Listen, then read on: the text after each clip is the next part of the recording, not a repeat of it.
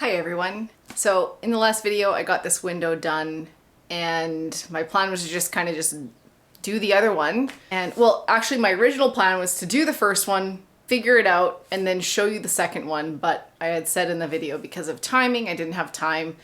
I really only had time to complete one. I was just gonna do the second one and then boom, I have the windows ready to go. But in reading the comments, I made some mistakes, which I knew I would have, but I thought it might be worth it to go over the few things that I think are really worth changing for the second window, why, and all of that, in case anyone is trying to kind of copy what I did.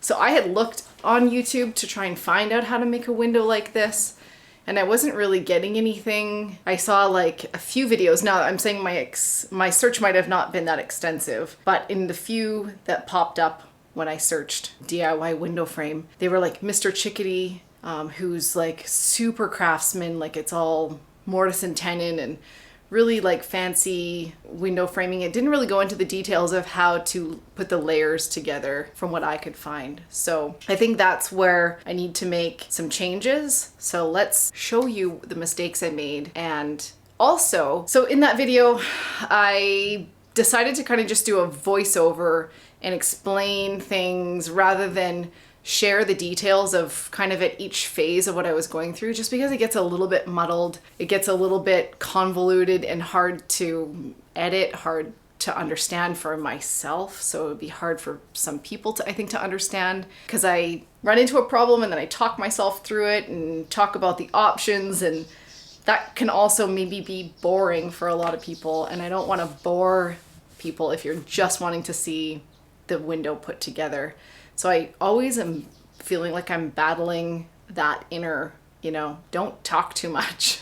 But that also means that a lot of the things that I did talk about got cut out. And a lot of people ask, well, why didn't you do this? And then I'm like, oh, well, I did actually say while I was filming why I didn't or did do that, but I edited it out. So I thought maybe it's worth it. In this video, I will talk a little bit more about some of the reasons why I did or didn't do some things. And yeah, let's just quickly try and improve upon the second window. And hopefully this one is going to be okay. I'm tempted to adjust it a little bit. So let me know in the comments when this video is done what you think, if I should try and modify that one or just leave it as is. Dan Ross commented, and his comment seems to be the one that's most... It's like the top comment, and a lot of people said, yeah, whatever Dan Ross said, that's right. This is what he said. The next frame you build, make it about 1/4 inch all the way around the window, then get some little 1/4 inch rubber blocks. You apply silicone sealant on the wood, set the window in place, and put rubber blocks all the way around it, and then just screw your inside trim piece up against the window to hold it in place. I'm going to try to do what he said, given the fact that I'm not going to go buy rubber blocks because I'm a hermit and I don't really like to leave the house just to go to the store, which is not that far, but it's like a 30-minute drive. I just don't want to, I'm lazy like that. And I think I can make it work with some stuff that I've got. So I always like to try and use whatever I have on hand, and I also just am a rule breaker. With that in mind, I think what Dan was meaning was before I pushed the glass up to the wood, I would put a layer of silicone all the way around the inside of this, rather than just the way I'm going to do it now, which is just a bead along here. I had never intended to make this window as tight as it was. What had happened was this board. I cut this board initially too long, this one right here. It might have actually been okay, given if I'm supposed to have 1/4 inch of play, that probably would have been fine. I was trying to get it just a little bit of a, not even a snug fit, just a nice fit. So I took this board off, I went out and I cut it, and naturally I cut it just a smidge too short. So that made it so that I had to kind of compress this top joint, and that is why I couldn't get the glass out. So this corner and this corner were too tight. This corner was loose, and it actually had quite a bit of reasonable play. But because I had to smush this in, it just made it much tighter than it was supposed to be in my mind. I wasn't trying to make it that tight. My original plan was to put the weather stripping along this edge.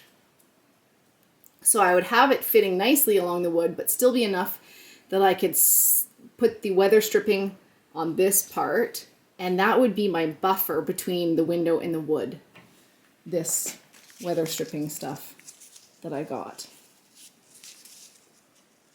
And it would also kind of be a bit of a thermal aspect. But because I couldn't get the window apart from the frame, I couldn't do that. So I ended up putting the foam here, like this. I was gonna do it this way along the window and then put the wood on, but this was too wide. Now, I just thought about this a few minutes ago. I was like, well, okay, I could cut this so it's not as wide, because it would stick out, right? It's wider than this piece of cedar. So that's how I was gonna do it. And this would be the buffer between this inside piece of wood and the glass. That didn't work. I also found this stuff that we have in the house. This was in the house. Steve bought this. I found it in a drawer. So I'll use this as much as I have. And this looks like it's the same width as the cedar. So that should work nicely. And if I run out, then I will cut the other stuff. And I'm going to use this instead of what Dan was talking about as that rubber block. I think it's really just to create room for expansion and contraction of the wood. I also feel like I pushed this board in too snug. So on the next one, I'm gonna number one, not glue it. I glued it, which was a mistake. That is something I shouldn't have done. So I'm gonna not glue this piece on, and I'm gonna give it just a little bit more room, you know, using the foam, and that should work. I think those are the main things I'm going to change. Of the other suggestions was to not use cedar, because cedar isn't very stable as a wood, and fir is the best choice. So if you're wanting to do a window and you want to use fir, that's the better choice. But for me, I wanted to use the wood that I had, which was, I had that cedar and I thought it was a nice width. It's light because this window is going down a mountain, down a cliff. The other thing was, someone had said I should have primed the cedar because cedar would prefer to have an oil-based primer put on it. So I think I have an oil-based primer. I might do that and then paint it with the black. I mean, these windows are north facing, so they're not going to see direct sunlight. And the overhang of the cabin is about 2 feet. It's 2 feet overhang. And it does stay actually relatively dry. Not perfectly dry, but as it is now, the cabin has been wide open with those gable end, triangles open, and it's stayed dry in there. And we've had quite a bit of rain this spring. So that's on my side too. I think that's all of the housekeeping that I needed to go over. So let's just get into the actual putting it together. My pieces of wood are already cut, which was half the battle. Houston, we already have a problem. So I already cut my pieces of wood. I already cut them the day I cut the other ones. So they are a pretty nice fit. I think I might run into the same problem of it being a little bit more snug than it should be. Funny thing is, I have to dry fit this with cans of stuff holding things, and the wood isn't all straight, it's a little bit warped. So I'm trying to look at all of this the best I can given my workshop. And it's looking like things might be a little bit perfectly fit rather than room for growth. So I think I'm going to cheat, and I'm going to make a few little shims to add what I might have cut off, because that's what shims are for. That might help. I'll glue those, just sandwich them in between the gaps. That's a way to solve problem number one, because I don't want to recut everything. That means all of this wood gets wasted. I have to find something else, some other use for it. And I just want to make whatever I've got going on work. I have these little bits that I cut off when I was doing the 45-degree angled cuts. I wanted to get rid of the rounded little part that was the wood, that the wood had.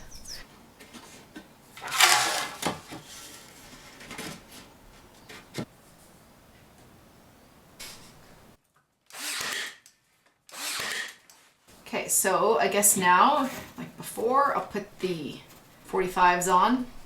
So the only thing now, I added a little extension block shim on each of the angles. The only thing now that that's created is more gaps between the fits of my 45-degree angle pieces. So these aren't going to line up as nicely unless I want to redo them all, which I don't. So I'm just going to use the filler and fill things in nicely. Visually, I'm not worried about it because no one is going to see these windows. They're going to be up high. No one is going to look at them, at these joints. So it's not a big deal. I just want to make sure that the water penetration doesn't become a problem. You know what I mean? You know what I'm saying? One of the other things I really struggle with is terminology, like finding my words. I don't know what things are called. So I'm always like, you know, this thing, this piece, that steel thing, that metal thing, this rubber thing. So sometimes when I go to try to explain something, I'm just like, bleh, because I don't know what the words are called. Which makes me sound very stupid, but I is who I are. All right, you guys, I have that bottom one and this one done, like those two pieces attached. I am going to, however, redo this one 45 to help these gaps a little bit because the gaps are just a little too big on both ends. So I'm gonna try and get them to fit a little bit better. Even if I want to cut another one of these pieces, which I still am going to, the gap is still not going to be very well fixed because this is off now, like basically the angle is off now. So in trying to fix something, I've now created another problem, if you will. But again, it's something that I can just use filler for, but just something I'm noting. Like this guy right here looks good. Kind of like, okay, there's a line. It's as best as I can, that I think I can fit these two pieces together, the profiles of them anyway, so I'll just go and cut it. Oh, little doggies. Oh, little doggies.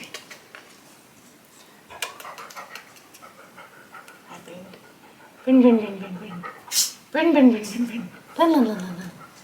La, la, la, la, la. Brin, brin. Brindle boy. Brindle boy. Oh, you're just a nice brindle boy, aren't you, little darling?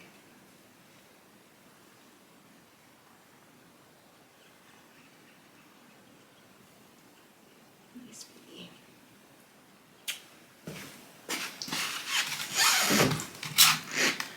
So there's definitely more room in this one. I'm not super not happy with the look of it. It's just really messy looking, but I have to get over that. But this one, I realize will be better for the glass in the end. This corner's okay. It's these 2 points that are really, this one's really bad. This doesn't line up hardly at all.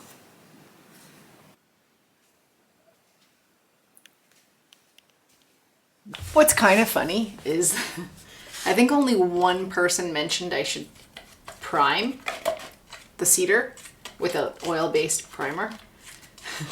And I'm like, okay, like, I don't actually know if that's true. So I'm totally like, you guys could just tell me anything and I'll believe it. Like, you could just put in the comments, like, dog shit tastes really good. And I'd be like, wow, okay, I should try it.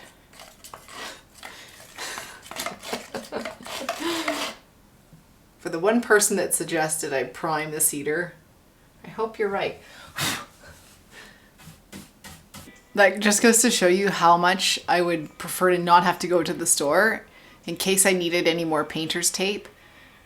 I saved the stuff that I used on the other window, so that was all I had, so that I didn't have to go to the store to get any more. Resourceful.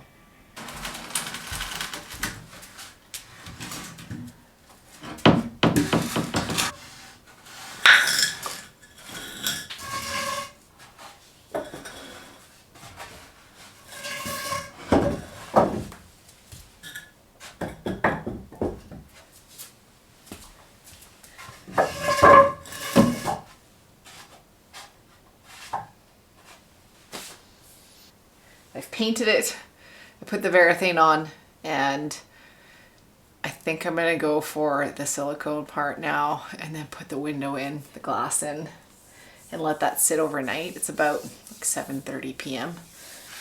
Someone had said too, why didn't I just get the windows framed by a professional? And the reason for that is that I didn't think I was gonna frame them at first. Like I said, I thought I was just gonna insert the windows as they are and then just kind of sandwich them into the space. A lot of things I would have done a little bit differently, and I probably, if I'd have measured for them the right way or the better way, I think I probably would have. I had to do some serious cutting away at this tip because it was so dried for like that long. So it's quite a thick tip here now, but that was the only way I could get the stuff out.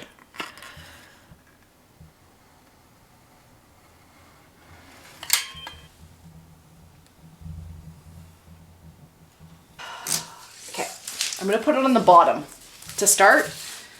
Bottom first, because that's where I want the most cushioning, I think.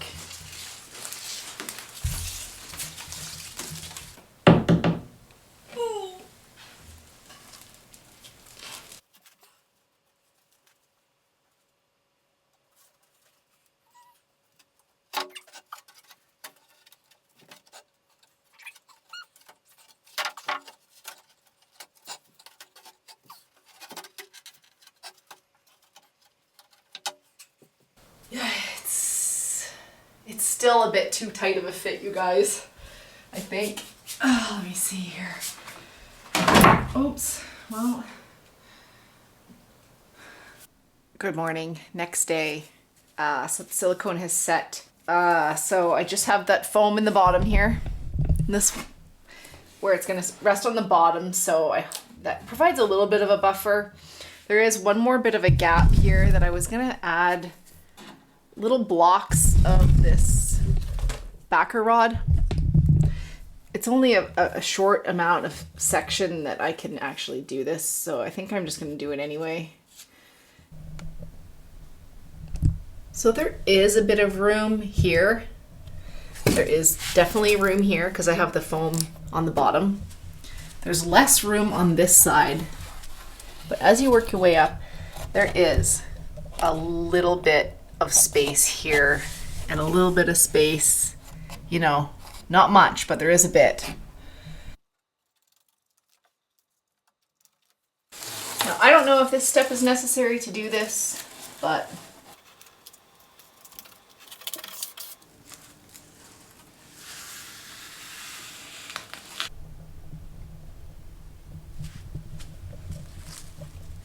I had just enough to do this one window.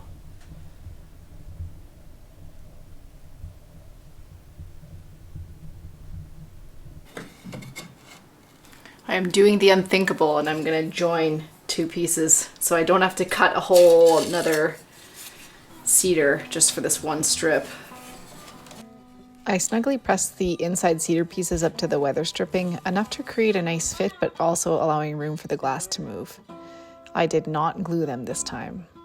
I tacked things in place with the nailer first and then screwed things into place for a stronger hold. These screws for the second window were a little bit longer than the first window, so I took the angle grinder to nip off the ends. All right, you guys, that is it. I do have to do some silicone along here from the outside to just ensure that that gets sealed up on both of them, but because I had to cut that tube of silicone really wide, I don't have another one. I will have to go and get another tube. Overall, I would say there's an improvement. Some other things didn't turn out as well, like the corners don't look as nice, but like I said, this stuff isn't gonna be seen. Like the birds are the only ones really gonna be looking at the windows, to be honest. So yeah, I'm very happy with how they turned out overall. I'm very grateful to everyone who commented and gave me suggestions. And I honestly, I use your guys' comments and suggestions. I take it all in and it helps me to develop my skill set. So I very much appreciate it. Thank you, and I will see you in the next video. Bye.